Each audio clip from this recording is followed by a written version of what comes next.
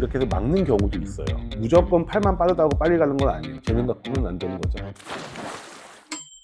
안녕하세요. 안녕하세요, 코치님. 네, 안녕하세요. 저번 시간에 이어서 또 네. 제가 왔습니다. 그러게요. 지난 시간에 좀 어땠어요? 수영을 전혀 모르시는데 네. 그럼에도 불구하고 조금 하고 싶다는 마음이 드셨나요? 수영을 하고 싶다보다는 호기심이 생겼다? 영법도 되게 다양하고 뭐가 많더라고요, 수영도. 그렇죠.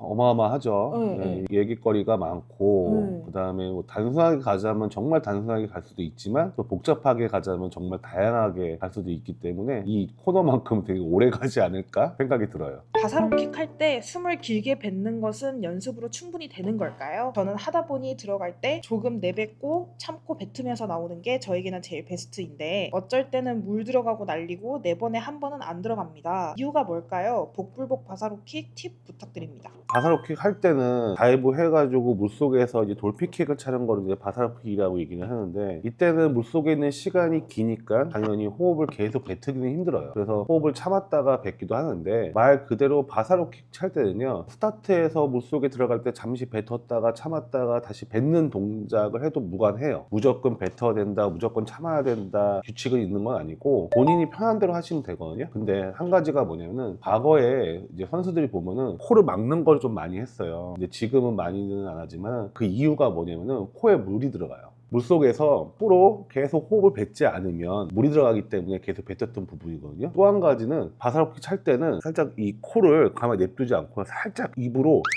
이렇게 해서 막는 경우도 있어요. 사람 따라 다르지만은. 근데 이분은 지금 코에 물이 들어간다는 얘기인 거잖아요. 어떨 때는 물이 들어가고 어떨 때는 물이 들어가지 않는다고 하는데 아마 그런 부분이 아닐까 생각이 들어요. 영상을 봐야지만 정확하게 알 수 있겠지만 거의 대부분이 코로 물을 뱉지 못하거나 숨을 참지 못하기 때문에 특히 코를 물이 들어가지 막는 동작이 있거든요. 그 동작을 하지 않을 때 많이 나타나는 동작인데 방법은 딱 2가지인 것 같아요. 첫 번째는 코 막는 이 코막이 있거든요. 이게 선수들이 하는 거. 네네네. 그거를 착용하거나 아니면 위에 입술로 이렇게 해서 막아주는 것도 하나의 방법이기도 해요. 그래서 요거는 그렇게 답을 할 수 있을 것 같아요. 수영 캐치 동작할 때 물잡기가 잘 안 돼요. 선생님께서는 물잡기는 아직 할 단계가 아니라고 하시는데 수영을 얼마나 오래 해야 할 단계인 건가요? 그거 되게 어려운 질문이에요. 수영을 얼마나 해야 물잡기를 할 수 있나 딱 정답이 있는 건 아니고요. 어느 정도 수영이 좀 익숙해지면 물잡기를 해라라는 게 거의 대부분의 방법이거든요. 근데 왜 그러냐, 처음부터 너무 세밀한 물잡기를 하다 보면은 제일 중요한 힘을 빼고 팔 돌리는 방법을 잊어먹기 때문이에요. 이 물잡기를 함으로써 오히려 다른 곳에 악영향을 미치기 때문에 물잡기를 하지 말라는 거거든요. 근데 만약에 내가 나한테 충분한 시간이 주어지고 충분히 연습이 가능하다면 처음부터 해도 상관은 없죠. 그리고 내가 유연성이 받쳐준다면 충분히 해도 되죠. 지난 시간에 한번 PD님 모셔놓고 여기서 제가 어깨를 막 하면서 이거 안 되면 하지 마세요 라고 한 적이 있거든요. 그 정도 유연성이 되고 그 다음에 충분한 시간이 있다면 처음부터 해도 상관은 없어요. 아마 이 답변을 이렇게 할 수 있을 것 같아요. 내가 다른 동작을 좀 여유 있게 할 수 있을 때 제일 중요한 동작들이 있을 거예요. 수영에서 발차기, 팔 돌리기, 그 다음에 호흡, 그런 것들이 조금 여유롭게 할 수 있을 때 시작하면 좋다. 그렇게 답변을 할 수 있을 것 같아요. 저는 자유형 50m 25초에 있는데 24초를 목표로 하고 있습니다. 요새 자유형 리커버리에 대해 고민을 많이 하고 있습니다. 느낌적으로 리커버리에서 팔을 일자로 펴고 들어가면 바로 크게 물을 잡을 수 있고 몸을 전체적으로 쓰는 느낌이고, 팔을 구부려 찔러 넣듯이 밀듯이 들어가면 물잡이 깊이는 적지만 일자로 편 것보다 더 잡는 것 같은 느낌이 들기도 하고 몸을 전체적으로 안 쓰는 느낌이 듭니다. 대신 돌리는 속도는 이게 더 빠른 것 같아요. 단거리 선수들이 많이들 팔을 일자로 펴고 돌리는데 롤링이나 다른 부가적인 이유가 있는 걸까요? 펴고 돌릴지 구부리고 빠르게 찔러 넣을지 너무 고민됩니다. 영상을 첨부했습니다. 혹시 고칠 점 있다면 알려주세요. 다시 한번 요점을 해볼게요. 팔을 펴서 들어가는 스트리트 암 방법하고 팔을 굽혀서 하는 엘보 방법을 하는데, 팔을 펴서 하면은 몸통을 쓰는 걸 더 좀 잘하는 것 같고 그 다음에 팔을 굽혀서 하면 팔을 좀 빨리 돌리는 것 같고, 그렇죠? 근데 이게 되게 정확한 느낌이에요. 단거리 할 때 팔을 펴서 하는 이유 중에 한 가지가 몸통을 더 많이 이용해 가지고 파워를 늘리려고 하는 거거든요. 그래서 어느 게 좋다가 아니라 본인한테 맞는 동작이 있어요. 야, 이걸 해야 될까 저걸 해야 될까 고민하지 마시고 해보면서 본인한테 더 유리한 단거리잖아요, 그렇죠? 그러니까 어떻게 힘을 잘 쓸 수 있냐를 고민하신다면은 그 방법이 좋은 방법이에요. 그리고 팔을 굽히면은 팔이 빨라진다 했는데, 팔을 굽히는 이유도요, 크게 돌리는 것보다 작게 돌리면 빨라지지 않죠. 당연히 빨라지는 거예요. 당연히 빨라지는데, 팔을 빨리 돌리면은 내가 좀 빨리 갈 수 있겠구나 라고 생각을 하시는데, 무조건 팔만 빠르다고 빨리 가는 건 아니에요. 왜냐면 한 번에 힘있게 가는 거를 빠르게 갈 때 좋은 거거든요. 본인이 해보시면서 아마 기록이 차이가 있으실 거예요. 내가 힘을 더 잘 쓸 수 있는 방법으로 가시고, 결국에는 지금 상황에서 더 잘할 수 있는 방법도 찾는 것도 중요하지만 더 발전적인 방법이 더 있잖아요. 지금은 내가 조금 힘들지 몰라도 이 방법으로 해야지 더 빨리 갈 수 있다. 그게 저는 이제 팔 펴서 하는 것도 하나의 방법이라고 생각합니다. 하지만 팔을 폈을 때 내가 그 파워를 견디지 못한다면 팔을 굽혀야죠. 그거는 어느 것이 좋다 나쁘다라고 할 수는 없지만 이건 선택의 문제예요. 이분은 지금 첫 번째 영상을 봤을 때는 팔을 돌리는 속도가 나쁘지가 않아요. 그리고 발차기가 보면은 이분 같은 경우는 상체보다는요 하체가 좀 더 약하신 거예요. 발차기가 더 빠르신다면 아마 지금처럼 팔 펴서 돌리는 방식이 더 많이 받쳐줄 수 있을 거예요. 그래서 이분 영상을 보면 한 10초가량 짧은 영상이지만 그것만 보자면은 팔보다 하체가 좀 더 강화를 시켜주면 뒤에서 받쳐주는 힘이 강해져서 파워가 증가될 것이다 라고 저는 얘기할 수 있을 것 같고, 그 다음에 그냥 순간적으로 보이는 건요, 왼손이 이렇게 꺾이고 있어요. 10초 영상이라서 정확하게 볼 수는 없지만 제 눈에 보이는 거는 지금 여기가 꺾여가지고 아마 왼쪽 어깨가 그렇게 부드럽게 돌아가지는 않으실 것 같아요.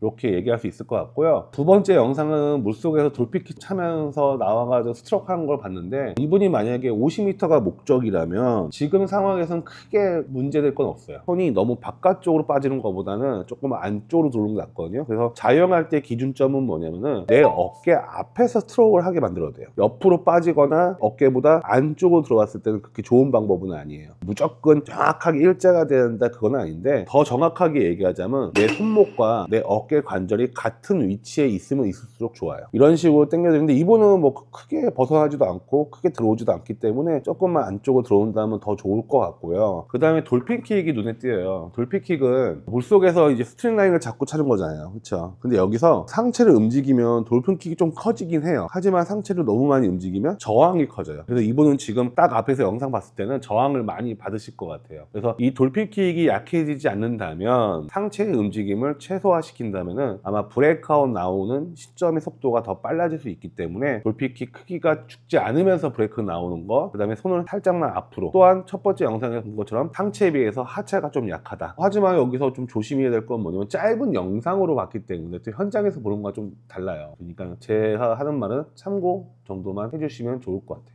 수영 6년 차입니다. 성장 속도가 워낙 느려서 이제야 조금씩 자유형, 저병 물잡기, 저병 가슴 누르기 같은 게 어떤 느낌인지 알 것 같아요. 사람마다 다르겠지만 보통은 얼마 정도 했을 때 물잡기, 가슴 누르기, 저병이 편한 느낌이 몸에 체득이 되나요? 조금 전에 질문도 얼마나 해야 라고 하는데 너무 케이스 바이 케이스예요. 주 1회 하냐, 주 2회 하냐, 주 3회 하냐, 또는 본인이 갖고 있는 유연성이나 근력에 따라 다르기 때문에 얼마나는 답이 없는 것 같아요. 누구한테는 1년 걸릴 수 있고 누구한테는 하루 만에 끝나거든요. 그렇기 때문에 얼마나 내가 의도적으로 생각하면서 운동을 하냐에 따라서 기간은 단축됩니다. 자주 들어가서 의도적인 연습을 해야지만 내가 그 기간이 빠르게 갈 수 있는 거지, 자주 들어가도 내가 생각하지 않고 연습한다면 오래 걸릴 것이고, 아무리 생각을 많이 해도 자주 들어가지 않는다면 또 시간이 오래 걸리겠죠. 그러니까 요거는 답은 3개월, 2개월 뭐 그렇게 얘기할 수는 없을 것 같아요. 제가 돌핀킥 하나 가르쳐도 누구한테는 10년 걸리고요, 누구한테는 하루 만에 끝나요. 그거는 케이스 바이 케이스이기 때문에 답은 요 정도 할 수 있을 것 같습니다. 수영 2년 정도 되면 2년 차나 6년 차나 10년 차나 별 차이가 없어지나요? 아니면 수력이 길수록 더 나아지나요? 어느 정도 수준까지 올라오면 거의 비슷해져요. 이거는 이렇게 한번 얘기할게요. 우리 초등학생들 선수들 보면은 실력 차이가 확연히 나타나요. 1학년, 2학년, 3학년, 4학년. 그러다가 그게 중학생 되면 조금 간격이 줄어들어요. 그러다가 고등학생 되면은 더 간격이 줄어들어요. 그러다가 20살 넘죠? 그 차이가 없어져요. 그러니까 한마디로 초보자일수록 기록이 빠르게 증가를 해요. 하지만 어느 수준이 되면은 발전 속도가 느려져요. 그 느려질 때 나보다 훨씬 못했던 사람들이 빠르게 올라올 수 있겠죠. 더 잘나서가 아니라 당연히 그런 거죠. 처음 배울 때는 빨리 올라와요. 그 수준까지. 그러면 여기서 얼마큼 내가 시간과 노력을 투자해서 또 더 갈 수 있냐는 더 힘든 거예요. 근데 만약에 이 사람은 정체돼 있고 이 사람이 늦기 시작했지만 빠르게 올라오잖아요. 그렇죠? 올라온 다음에 더 노력해가지고 더 빠르게 많이 연습한다면 역전이 될 수 있는 거예요. 선수 애들도 보면요, 초등학교 2학년하고 3학년은 어마어마한 차이가 있지만 선수 애들 20살하고 22살은 그렇게 차이가 없어요. 그래서 그런 얘기를 하는 거예요, 우리들이. 어차피 끝에 가면 다 만나니까 너무 급하게 가지 말고 지금부터 기초를 차근차근 배워라. 근데 처음 배울 때부터 급해가지고 빨리 가고 싶어가지고 기초 테크닉을 배우지 않고 자꾸 훈련만 하지 말아라. 그 얘기가 나오는 거거든요. 꼭 2년이다, 6년이다 그렇게 얘기할 수는 없지만 어느 정도 내가 수영을 다 배우고 나면요, 범위 있죠? 그 범위에서 다 만나요. 그 범위에서 내가 기존에 했던 노력보다 조금 누가 더 하나의 차이가 나기 시작하는 거죠. 그래서 요 기간은 2년, 3년 요건 얘기할 수는 없고요. 아마 10년 정도 했으면 별 차이 없을 거예요. 6년, 10년이면 아마 거의 대부분이 거기서 거기 아닐까라는 생각이 들어요. 물론 이 성인 입장에서는. 답은 처음에는 차이가 분명히 있죠. 하지만 분명히 어느 정도 다 배우고 나면은 별 차이가 없어지니 처음부터 너무 급하게 가지 마시고 처음에는 아주 천천히 가더라도 기초부터 차근차근 배우시면서 가셔라. 아무리 천천히 가도 결국에 몇 년 후에는 다 그 실력에서 만나요. 25m 기준 평영 스트로크 5개에서 6개 나오게 강습 때 배우는데 평영도 빠르게 연습하는 것도 필요할까요? 예, 당연히 필요하죠. 당연히 필요한데 우리가 빠르게 가는 연습이라는 거는 아마 이분이 하시는 말씀은 한 번에 길게 가는 연습만 해야 되냐, 좀 팔을 빨리 돌리는 연습도 해야 되지 않냐라고 하는데 당연히 필요하죠. 근데 그런 건 있어요. 평영은요, 빠르게 가기 전에 길게 가는 연습을 완성을 시켜야 돼요. 그러면 훨씬 더 효율적인 수영이 가능하거든요. 다른 종목보다 상대적으로. 그러니까 답변은 길게 가는 연습에 중점을 두지만 그래도 그걸 스트로크 템포라고 하거든요. 템포를 증가시키는 훈련도 반드시 필요합니다. 약간 제가 질문들을 보면서 느낀 건데 뭔가 좀 개인의 노력과 관련된 질문들인 것 같다는 생각이 들었어요. 맞아요. 그 속도까지 가고 그런 건 금방 가요. 그 안에 디테일함의 차이는 있을지 몰라도 대략 어느 정도 에리어 안에 다 들어온다.